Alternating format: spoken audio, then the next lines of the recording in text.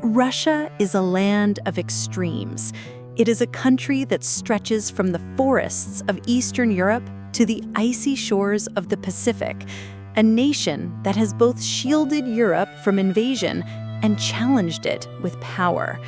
Its history is one of breathtaking transformations, a people who endured centuries of foreign domination, who built one of the largest empires in human history, who shook the world with revolution, and who stood as a superpower in the modern age. But Russia is more than politics and war. It is the home of profound spirituality, where the domes of Orthodox churches gleam like jewels under the northern sun. It is the birthplace of unmatched cultural giants, writers like Tolstoy and Dostoevsky, composers like Tchaikovsky and Shostakovich, scientists like Mendeleev and Korolev. Russia's story is at once tragic and triumphant, marked by resilience, faith, and an unyielding will to endure. And so, to understand Russia today, we must travel back in time, to the dawn of its history, when scattered tribes first gathered under the banners of princes, and a medieval kingdom called Kievan Rus was born. In the 9th century, the vast lands between the Baltic Sea and the Black Sea were inhabited by the Eastern Slavs, farmers, hunters, and traders living in scattered settlements. Their rivers were lifelines, flowing south to Byzantium and north toward the lands of the Vikings. Into this world came the Varangians, Norse adventurers and warriors who traveled the great waterways in search of trade and conquest. According to tradition, in 862, the Varangian prince Rurik established his rule in Novgorod, founding the dynasty that would bear his name. His successors expanded southward, and by the late 10th century, Kiev had emerged as the heart of a new power, the state known as Kievan Rus. Under Prince Vladimir the Great, a defining moment came in 988. He converted to Eastern Orthodox Christianity, forging spiritual and cultural ties with the Byzantine Empire. This was more than a religious act. It laid the foundation for the Russian identity. The Orthodox faith, with its art, its architecture, and its rituals, became inseparable from the soul of the Slavic people. For a time, Kievan Rus flourished. Its princes ruled a vast network of cities. Its merchants traded furs and honey for silk and silver, and its churches stood as monuments of faith. Yet beneath the surface, divisions grew. By the 12th century, internal rivalries had fragmented Rus into competing principalities. When the Mongols swept across Eurasia in the 13th century, this once proud state crumbled, leaving Russia to endure centuries of foreign domination and setting the stage for the rise of Moscow. The glory of Kievan Rus did not last. In the early 13th century, the Mongols, the most fearsome conquerors the world had ever seen, swept westward across the steppes. In 1240, their armies under Batu Khan descended upon Kiev, burning it to the ground. The once great city lay in ruins, and for nearly 2.5 centuries, the Russian lands would live under the heavy hand of Mongol domination, a period remembered as the Mongol yoke. The Mongols demanded tribute in silver and men. Russian princes were forced to kneel before the Khans of the Golden Horde, traveling to their distant courts to beg for legitimacy. Trade was strangled, culture stagnated, and the people suffered under endless burdens of taxation and raids. Yet even in this darkness, certain seeds of resilience began to grow. While Kiev and the southern lands languished, new centers of power emerged in the north. Among them was Moscow, at first a small and obscure town on the banks of the Moskva River. Through shrewd diplomacy, strategic marriages, and careful loyalty to the Mongol overlords, Moscow's princes slowly increased their influence. Unlike other rulers, they learned to survive by balancing submission with patience, waiting for the moment to strike. That moment came in 1380, when Prince Dmitry Donskoy of Moscow rallied the fragmented Rus principalities and met the Mongols on the field of Kulikovo. Though not a decisive end to Mongol power, the victory was a symbol of awakening, proof that the invaders were not invincible. Over the following century, Moscow expanded its lands, welcomed the Orthodox Church as its spiritual center, and positioned itself as the heir to Kievan Rus. By the late 15th century, under the rule of Ivan III, known as Ivan the Great, Moscow cast off the Mongol yoke once and for all. In 1480, he stood defiant against the horde at the Ugur River, and the Mongols withdrew without battle. For the first time in centuries, the Russians were free. From the ashes of Kievan Rus and the long ordeal of Mongol domination, a new power had risen, the Grand Duchy of Moscow.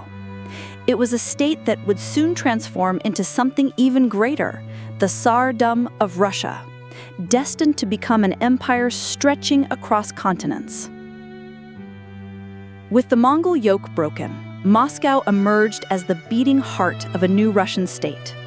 Under Ivan III, known as Ivan the Great, 1462 to 1505, the Grand Duchy of Moscow expanded rapidly, absorbing rival principalities and uniting much of the fragmented Rus.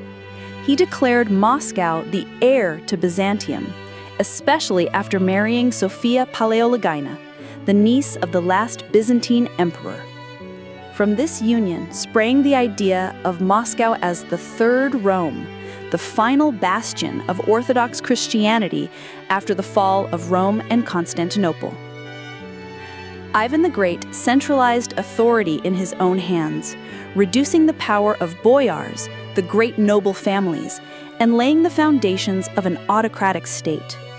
He also adopted the title of Tsar in his documents, a word derived from Caesar, signaling his vision of Russia not as a loose collection of duchies, but as an empire destined for greatness. His grandson, Ivan IV, remembered as Ivan the Terrible, 1547 to 1584, became the first ruler officially crowned as Tsar of all Russia. Ivan IV was a man of contradictions, brilliant, ruthless, visionary, and paranoid. In his early reign, he introduced reforms that strengthened the central government, established a standing army, and modernized legal codes. He expanded Russia's borders dramatically, conquering the Khanates of Kazan and Astrakhan and pushing the frontier deep into Siberia. Under Ivan, Russia began its transformation into a vast, multi-ethnic empire. Yet his reign descended into terror. Haunted by suspicion of betrayal, Ivan unleashed the Oprichnina, a state within a state led by his dreaded secret police. They rode in black, spreading fear, confiscating land, and executing nobles accused of treason. Villages were massacred, cities burned, and the boyar elite was shattered. His violent outbursts even reached his own family. In a fit of rage, Ivan struck and killed his eldest son, an act that left Russia without a capable heir. When Ivan IV died in 1584, Russia was larger and more centralized than ever before, but also scarred by brutality and instability. His legacy was twofold. He had built the foundations of empire, but he had also sown the seeds of turmoil. What followed was not stability, but a descent into chaos, a grim chapter in Russian history that would be remembered as the time of troubles. The death of Ivan the Terrible plunged Russia into one of its darkest periods. His weak successors proved incapable of governing, and the throne passed from hand to hand amid famine, foreign invasions, and civil strife. This era, known as the Time of Troubles, 1598 to 1613, nearly destroyed the Russian state. Pretenders to the throne, the so-called false Dimitris, rose and fell in bloody succession, while Polish and Swedish armies invaded Russian lands. Starvation claimed millions of lives, and the people despaired that Russia itself might vanish. Yet from this chaos emerged a turning point. In 1612, a people's militia led by the merchant Kuzma Minin and Prince Dmitry Pozharsky rallied the nation, driving out foreign occupiers and restoring order. The following year, in 1613, a national assembly, the Zemsky Sobor, elected a young nobleman, Mikhail Romanov, as the new Tsar. Thus began the Romanov dynasty, which would rule Russia for over 300 years. Under the early Romanovs, the immediate priority was stability. Mikhail and his successors restored central authority, rebuilt the devastated economy, and strengthened ties with the Orthodox Church. While these rulers were not reformers on the scale of Peter the Great, who would come later, they created the foundations upon which Russia's imperial power could grow. One of the most striking features of this era was the expansion eastward into Siberia.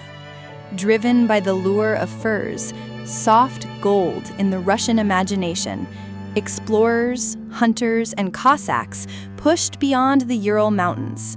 In a matter of decades, Russian pioneers crossed the endless taiga, subdued native peoples, and established forts that stretched all the way to the Pacific Ocean. By the mid-17th century, Russia had become a transcontinental power, its empire spanning Eurasia. At home, the Romanovs presided over a deeply conservative society. The Orthodox Church was the backbone of Russian identity, but even here, conflict arose. Patriarch Nikon's attempts to reform religious rituals in the 1650s sparked the Raskol, or schism, splitting the faithful into official orthodoxy and the old believers. This religious strife, combined with the heavy burden of serfdom, sowed tensions that would haunt Russian society for centuries. Still, by 1682, Russia was stronger, more united, and vastly larger than before. The Romanovs had brought the country out of the abyss of the time of troubles, and Siberia had become the canvas upon which the empire would paint its future.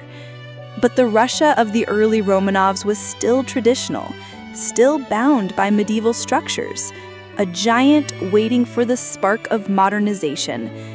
That spark would come with the rise of a towering figure, Peter the Great.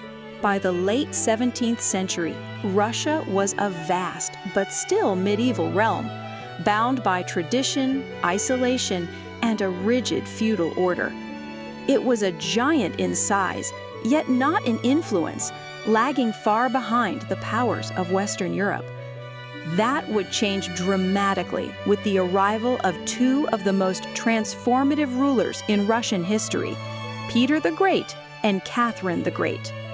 Peter I, later known as Peter the Great, 1682 to 1725, was determined to drag Russia into the modern age.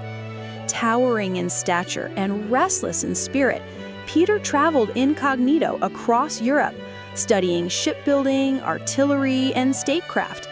What he saw convinced him that Russia must modernize or perish. On his return, he unleashed a whirlwind of reforms. He reorganized the army on European lines, built a navy from nothing, and restructured the government into a centralized bureaucracy.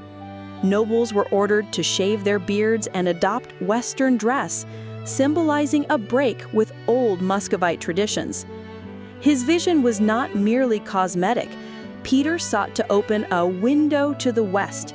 In the Great Northern War, 1700 to 1721, against Sweden, he fought relentlessly for access to the Baltic Sea. Victory came in 1721, and with it, Russia emerged as a European great power. On the banks of the Neva River, Peter built his new capital, St. Petersburg, a city of stone and grandeur that stood as a symbol of Russia's new orientation toward Europe. It was here, not in Moscow, that he declared the birth of the Russian Empire. Later in the century, Russia found another towering monarch in Catherine II, known as Catherine the Great, 1762 to 1796. Though a German princess by birth, she embraced her adopted homeland with fervor. Catherine continued Peter's project of westernization, but added her own touch of enlightenment. She corresponded with Voltaire and Diderot, championed the arts, and expanded education. Yet beneath the rhetoric of enlightened rule lay the iron grip of autocracy.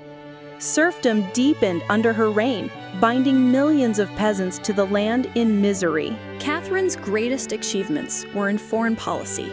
She expanded Russian territory on an unprecedented scale, annexing Crimea, pushing into the Black Sea, and participating in the partitions of Poland, which erased that kingdom from the map. By the end of her reign, Russia had become one of the most formidable powers in Europe, feared and respected in equal measure. Together, Peter and Catherine had transformed Russia. No longer an isolated, backward realm, it was now a European empire with vast ambitions and a global presence. Yet this transformation came at a cost. The empire was modernized from above, imposed by the will of autocrats, while the majority of the population, serfs and peasants, remained shackled to a life of oppression. The tension between grandeur and suffering would grow sharper in the centuries to come, eventually boiling over in revolution. By the dawn of the 19th century, Russia stood among the great powers of Europe.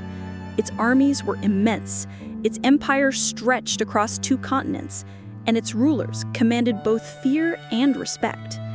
Yet beneath this facade of grandeur lay deep fractures that would eventually shake the empire to its core. The century opened with fire and steel. In 1812, Napoleon Bonaparte, master of Europe, launched his ill-fated invasion of Russia.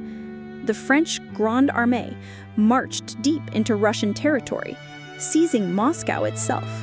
But the Russians, employing scorched earth tactics and bolstered by the unforgiving winter, turned disaster into triumph.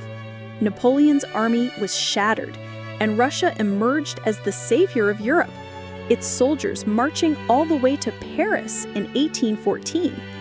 This victory cemented Russia's role as the gendarme of Europe, a power that stood guard over the conservative order of the post-Napoleonic world. Yet military glory could not conceal the empire's weaknesses. Serfdom, the bondage of millions of peasants to the land, remained the foundation of Russian society, a relic of medieval times. Intellectuals, inspired by European liberalism, began to question this archaic system. Revolutionary whispers grew louder, culminating in the Decembrist Revolt of 1825, when a group of young officers attempted to demand constitutional reform. The rebellion failed, but it signaled that change was inevitable. The mid-century brought humiliation. In the Crimean War, 1853 to 1856, Russia clashed with Britain, France, and the Ottoman Empire. Despite its size, Russia's outdated armies and inefficient administration suffered crushing defeats. The war exposed the empire's backwardness and convinced Tsar Alexander II that reform was unavoidable. In 1861, he issued the emancipation of the serfs, freeing over 20 million peasants. It was a momentous act, hailed as the Great Reform, yet its promises fell short. Peasants gained personal freedom, but were burdened with heavy debts and poor land allotments, fueling frustration rather than relief. Meanwhile, Russian culture entered a golden age. Writers such as Pushkin, Gogol, Dostoevsky, Tolstoy, and Chekhov created masterpieces that delved into the human soul and the contradictions of Russian society.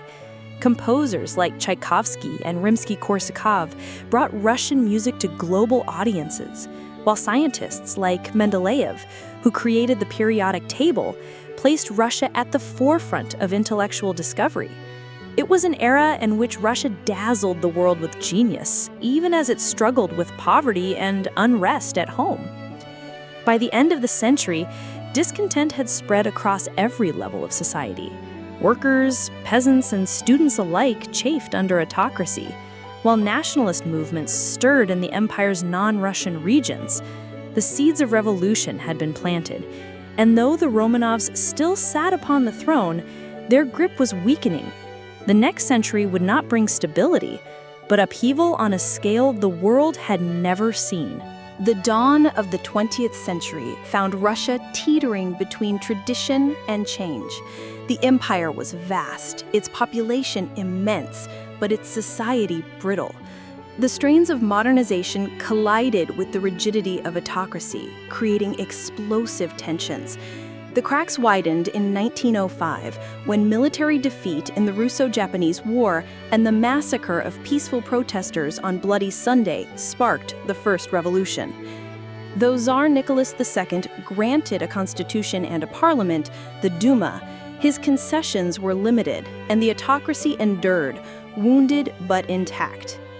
The real breaking point came during World War I.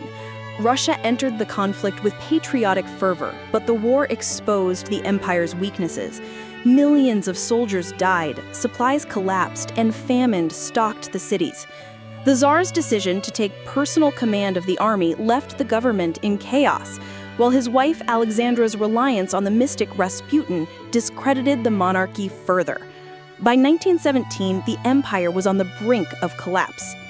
In March of that year, the people of Petrograd rose in revolt. Strikes and protests spread, soldiers mutinied, and Nicholas II was forced to abdicate, ending more than 3 centuries of Romanov rule.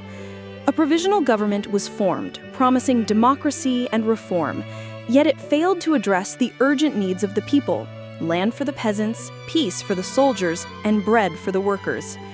Into this vacuum stepped the Bolsheviks, a radical socialist faction led by Vladimir Lenin. With the slogan, "Peace, Land, and Bread," Lenin rallied the masses. In November 1917, the Bolsheviks stormed the Winter Palace and seized power in what became known as the October Revolution by the old calendar. Overnight, Russia became the world's first socialist state, though many saw it not as liberation, but as the beginning of tyranny. The revolution plunged Russia into a brutal civil war, 1918 to 1922. On one side stood the Bolsheviks, or Reds, determined to consolidate power and build a communist state. On the other were the Whites, a loose coalition of monarchists, liberals, and foreign-backed forces seeking to crush the revolution. The fighting was savage, marked by executions, famine, and terror on both sides. Villages were burned, families torn apart, and millions perished. Against the odds, the Bolsheviks triumphed.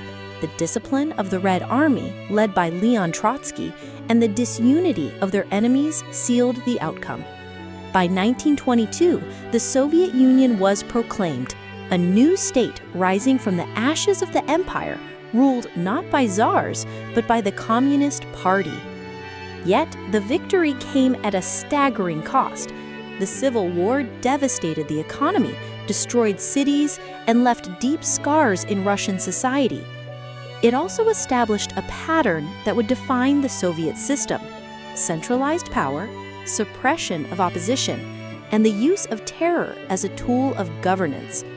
The dream of a worker's paradise was born, but it came into the world drenched in blood. When Lenin died in 1924, the future of the fledgling Soviet Union hung in the balance. At the heart of the struggle for power stood Joseph Stalin, a man of steely will, unmatched cunning, and ruthless ambition. By outmaneuvering rivals like Leon Trotsky, Stalin consolidated control over the Communist Party and transformed himself into the absolute ruler of the Soviet state. Stalin's vision was radical and uncompromising.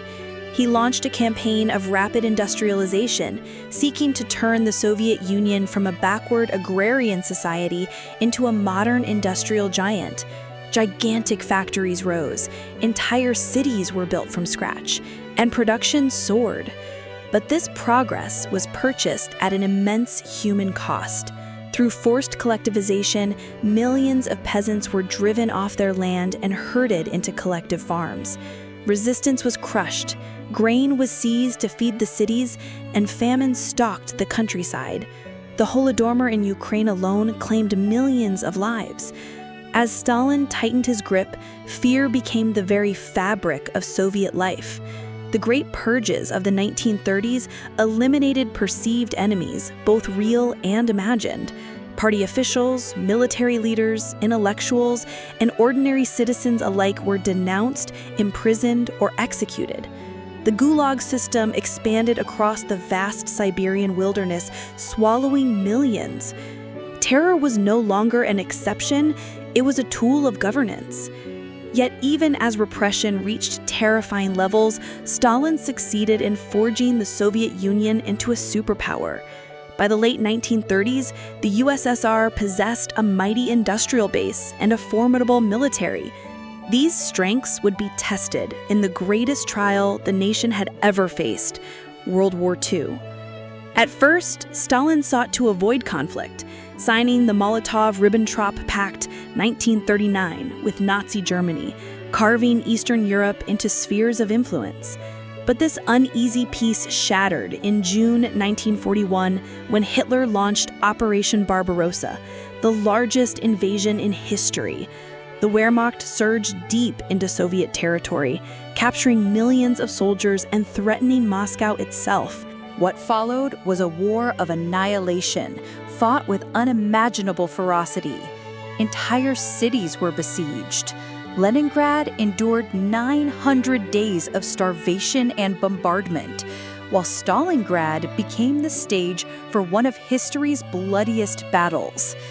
In the frozen rubble of that city, the Red Army turned the tide.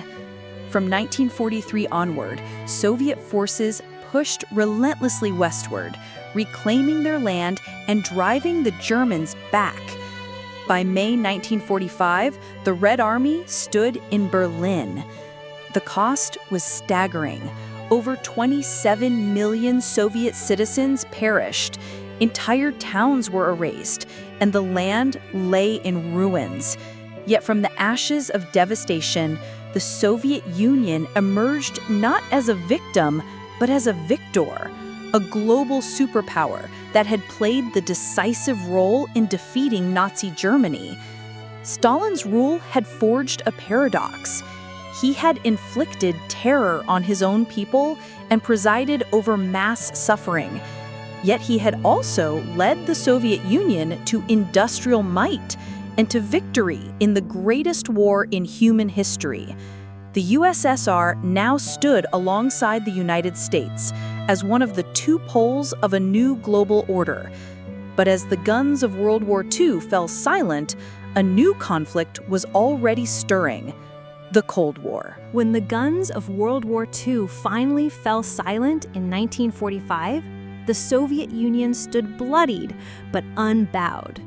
It had borne the brunt of the Nazi war machine, endured unspeakable destruction, and lost more than 27 million of its citizens. Yet, astonishingly, it emerged as one of the two dominant powers in a world transformed. The victory gave the USSR immense prestige and influence, but it also left the country facing an enormous task: to rebuild from the ashes while confronting a new and dangerous rival, the United States. At home, reconstruction was a monumental challenge. Cities lay in ruins, industry was shattered, and farmland had been devastated. Stalin's government launched ambitious 5-year plans to restore heavy industry, rebuild infrastructure, and maintain military strength. Workers labored tirelessly, often under harsh conditions, as the state demanded rapid recovery. By the early 1950s, Soviet industry had not only returned to pre-war levels, but had surpassed them, cementing the USSR as an industrial powerhouse once again. Yet reconstruction was accompanied by continued repression.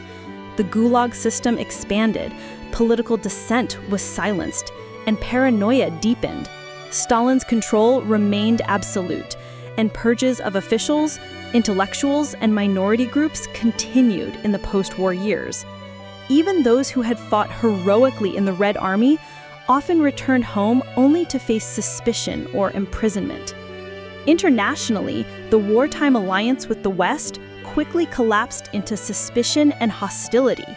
The United States and the Soviet Union, once uneasy partners, now became ideological adversaries locked in a struggle for global supremacy. This was the birth of the Cold War. In Eastern Europe, the Soviet Union tightened its grip. Communist governments, backed by Moscow, rose to power in Poland, Hungary, Czechoslovakia, East Germany, and beyond. By 1949, a clear Eastern Bloc had taken shape, bound together by ideology and Soviet dominance. To counter Western influence, the Soviets founded Comecon, Council for Mutual Economic Assistance, to coordinate socialist economies. The West responded in kind. In 1949, the United States and its allies formed NATO, a military alliance aimed squarely at containing Soviet expansion. The world was now divided into two armed camps, facing each other with growing mistrust. The rivalry quickly extended beyond Europe. In 1949, the Soviet Union shocked the world by detonating its first atomic bomb, ending the U.S. nuclear monopoly, and launching an arms race that would define global politics for decades. That same year, China fell to communism under Mao Zedong, creating a powerful new ally for Moscow and tilting the balance of the Cold War. By the early 1950s, the Soviet Union had rebuilt its strength and expanded its sphere of influence, but at immense human cost. Stalin's final years were marked by increasing paranoia, economic strain, and preparations for potential confrontation with the West. When he died in 1953, he left behind a superpower locked in a deadly rivalry, one that would dominate the second half of the 20th century. The Soviet Union had survived war and risen to global prominence, but now it faced a new kind of conflict, not one of open battlefields, but of ideology, espionage, and nuclear brinkmanship.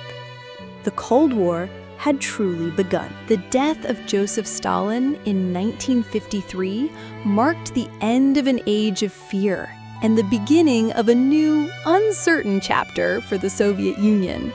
In the power struggle that followed, one figure rose above his rivals, Nikita Khrushchev, a man of peasant origins, bold personality, and unpredictable energy. His leadership ushered in a period of both hope and crisis, remembered as the Khrushchev Thaw. Khrushchev's most dramatic break with the past came in 1956 at the 20th Party Congress, when he delivered his secret speech. In it, he denounced Stalin's cult of personality and the brutal purges that had destroyed millions of lives. The revelation shocked the communist world. Across the Soviet Union, censorship eased slightly. Political prisoners were released, and cultural life began to breathe again. Writers, filmmakers, and intellectuals explored themes once forbidden, and a generation of citizens felt, for the first time in decades, a cautious sense of freedom. But the thaw had limits. When Hungary rose in revolt in 1956, demanding independence from Moscow, Soviet tanks rolled into Budapest, crushing the uprising with brutal force. The message was clear. Reforms at home were possible, but the Soviet Empire would not tolerate challenges abroad. Economically, Khrushchev launched ambitious projects to improve living standards. He promoted housing construction, invested in consumer goods, and famously boasted that the USSR would catch up and surpass the United States in material wealth. His Virgin Lands campaign sought to expand agriculture by cultivating the vast steppes of Kazakhstan. though results were mixed. The most dramatic stage of Khrushchev's rule, however, played out in the arena of the Cold War. Under his leadership, the Soviet Union achieved stunning milestones in science and technology. In 1957, the launch of Sputnik, the world's first artificial satellite, sent shockwaves around the globe, marking the beginning of the space race. 4 years later, in 1961, Yuri Gagarin became the first human in space, a triumph that electrified the world and symbolized Soviet prowess. Yet these achievements were matched by terrifying confrontations. In 1962, the discovery of Soviet nuclear missiles in Cuba brought the world to the brink of annihilation during the Cuban Missile Crisis. For 13 days, humanity hovered on the edge of nuclear war. Ultimately, a compromise was reached. The USSR withdrew its missiles in exchange for U.S. assurances not to invade Cuba, and the quiet removal of American missiles from Turkey. Though disaster was averted, the crisis revealed both the reach and the vulnerability of Soviet power, both at home and abroad, leaving his successors to navigate a Cold War that showed no signs of ending. When Leonid Brezhnev came to power in 1964, the Soviet Union entered a new phase. Gone were Khrushchev's dramatic reforms, bold experiments, and erratic leadership. Brezhnev promised stability, predictability, and steady growth, qualities that many citizens, exhausted by decades of upheaval, initially welcomed. For nearly 2 decades, he presided over what became known as the era of stagnation and stability. Domestically, Brezhnev slowed the pace of reform. The Communist Party tightened its grip, ensuring loyalty and suppressing dissent. Political dissidents, writers, intellectuals, and activists like Andrei Sakharov and Alexander Solzhenitsyn were harassed, exiled, or imprisoned. The regime promoted a sense of normalcy, where life seemed secure, but creativity and freedom were constrained. Economically, the Soviet Union enjoyed modest growth in the late 1960s and early 1970s, fueled by its vast reserves of oil and natural gas. Rising global energy prices filled state coffers and funded improvements in housing, education, and healthcare. Many Soviet citizens experienced greater material comfort than ever before, with steady jobs and guaranteed social services. But beneath this veneer of prosperity, inefficiencies grew. Centralized planning stifled innovation, agriculture lagged, and corruption spread throughout the bureaucracy. By the late 1970s, the Soviet economy had slowed dramatically, earning Brezhnev's rule the label of stagnation. Culturally, the era was paradoxical. Official propaganda celebrated the triumphs of socialism, while underground movements spread forbidden literature and Western music through smuggled records and tapes. The space program, once a symbol of Soviet superiority, began to lose momentum, though achievements like the Soyuz missions and cooperation with the United States in the Apollo-Soyuz test project, 1975, remained points of pride. In foreign affairs, Brezhnev pursued a policy of détente, seeking to ease Cold War tensions with the West.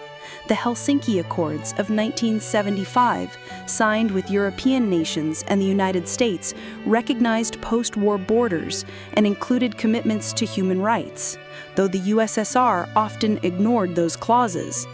Détente also brought arms control agreements, including the SALT I Treaty, limiting nuclear weapons. For a time, it seemed as if the Cold War might soften into coexistence. But by the late 1970s, détente unraveled. The Soviet Union's 1979 invasion of Afghanistan triggered a new round of confrontation.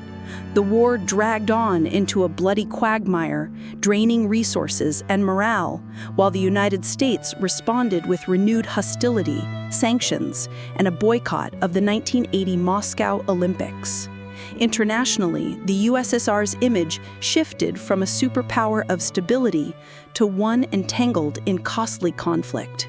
Brezhnev's final years were marked by decline. Aging and infirm, he clung to power as the state ossified around him.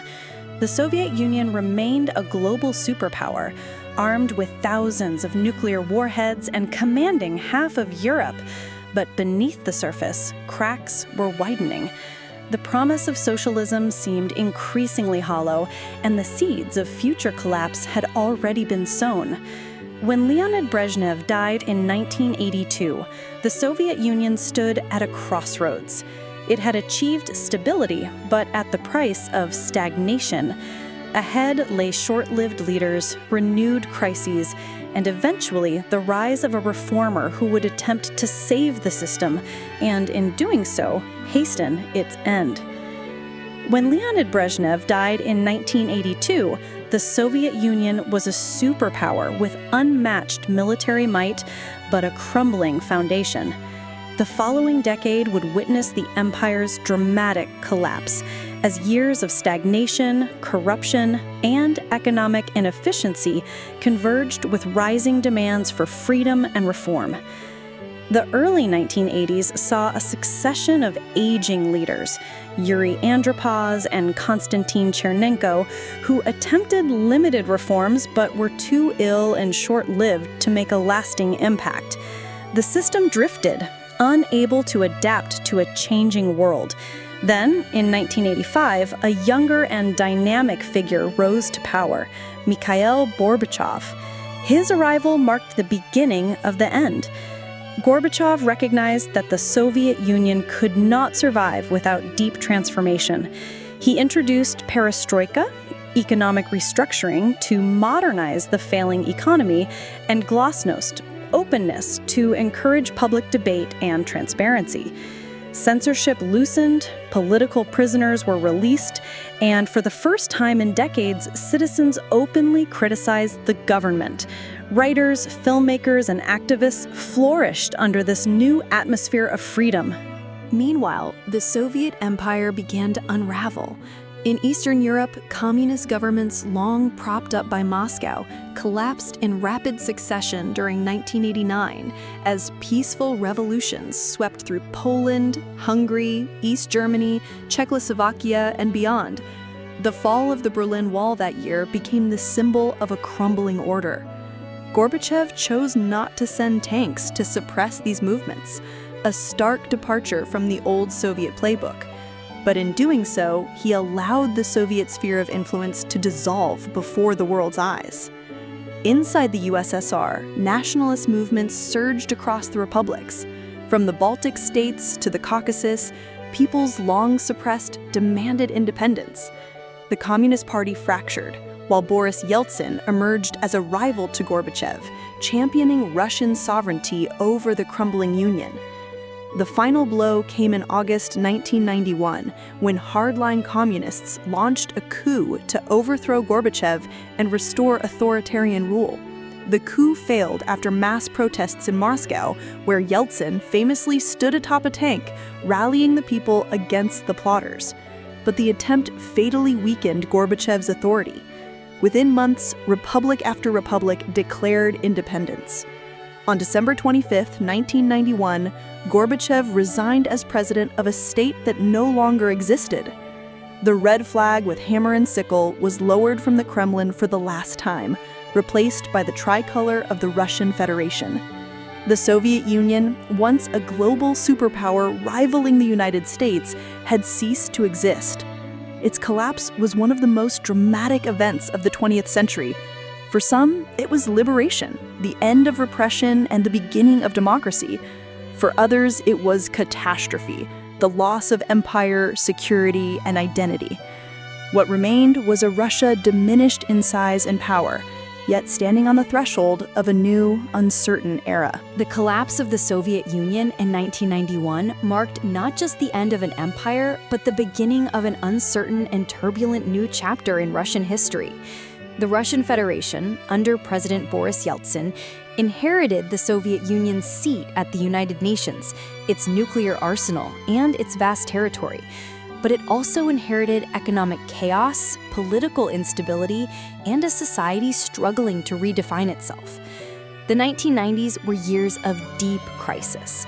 The transition from a command economy to capitalism was abrupt and chaotic. State industries were privatized in a wave of controversial deals that created a new class of oligarchs. Well, millions of ordinary Russians fell into poverty. Inflation wiped out savings, unemployment soared, and corruption flourished. The once mighty military was underfunded and demoralized, humiliated by its struggles in the Chechen Wars, where separatists challenged Moscow's authority with fierce resistance. Yeltsin's presidency became synonymous with instability, symbolized by the financial collapse of 1998, which plunged the nation into despair. In 2000, a new leader rose to power, Vladimir Putin. Promising order and strength, Putin restored central authority and reasserted Russia's role on the global stage. Rising oil and gas prices fueled economic recovery, lifting millions out of poverty and allowing the state to pay off debts. For many Russians, the early 2000s brought stability after a decade of turmoil. Yet, this stability came at a cost: the erosion of democracy. Independent media was curtailed, political opposition marginalized, and power concentrated in the Kremlin. Under Putin, Russia pursued a policy of resurgence. Domestically, a new middle class emerged in Moscow and St. Petersburg, while cultural life blended Western influences with renewed pride in Russian traditions. Globally, Russia sought to reclaim its place as a great power. It opposed NATO expansion, built closer ties with China, and asserted itself in regional conflicts. The war with Georgia in 2008 and the annexation of Crimea in 2014 signaled Russia's willingness to use force to defend its interests, sparking confrontation with the West. The economy remained deeply dependent on oil and gas exports, making Russia vulnerable to global price fluctuations and Western sanctions. Meanwhile, the government invested heavily in military modernization and high-tech weaponry, reinforcing its status as a formidable, if controversial, power. Socially, Russian society became more divided. Major cities flourished with consumer culture and modern lifestyles, but rural areas lagged behind, struggling with poverty, depopulation, and poor infrastructure. Western pop culture, fashion, and technology influenced youth, even as the state promoted conservative values and Orthodox Christianity as pillars of national identity. In the 2010s and beyond, Russia's confrontation with the West deepened. The Ukraine conflict in particular became a turning point, with sanctions, diplomatic isolation, and military escalation reshaping Russia's place in the world.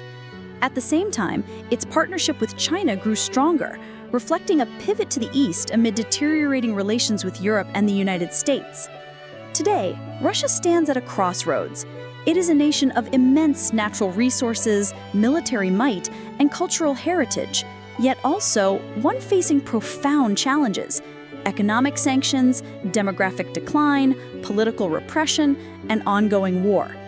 Its history since the fall of the Soviet Union reflects both resilience and fragility, a struggle to define what it means to be Russian in a post-imperial, globalized age. From the ancient tribes of the steppes to the grandeur of the Tsars, from the revolution that shook the world to the rise and fall of the Soviet Union, and finally to the complex realities of the present, Russia's story remains one of the most dramatic and consequential in human history. From the scattered tribes of the Eastern Slavs to the rise of the Kievan Rus, from the age of the Mongol yoke to the birth of a centralized Russian state under the Tsars, from the revolutionary upheavals of 1917 to the rise and fall of the Soviet Union, and finally to the turbulent realities of modern Russia, the history of this nation is nothing short of epic. Few countries have experienced such extremes of triumph and tragedy, devastation and renewal, isolation and global influence. Russia's past reveals a constant theme: resilience. Time and again, it has endured invasion, famine, oppression, and collapse, only to reemerge in a new form. Its vast geography, rich culture, and unyielding spirit have made it both a bridge and a battleground between East and West. Today, as Russia navigates the challenges of the 21st century, from economic sanctions to global rivalries, Its history reminds us that its people have long been shaped by adversity and forged by survival. To study Russia is to study the very extremes of the human condition, the heights of art, science, and exploration, alongside the depths of tyranny and suffering. It is a story still unfolding, one that continues to shape not only its own destiny, but also the fate of the wider world. And if you followed us through this journey, from ancient forests to imperial palaces, from revolution to the modern Kremlin, then you know just how dramatic and vital the history of Russia truly is. If you found this exploration fascinating, don't forget to like this video, subscribe to the channel, and turn on the notification bell so you won't miss our next deep dive into the history of the world's greatest civilizations. Your support helps us bring even more incredible stories of the past to life.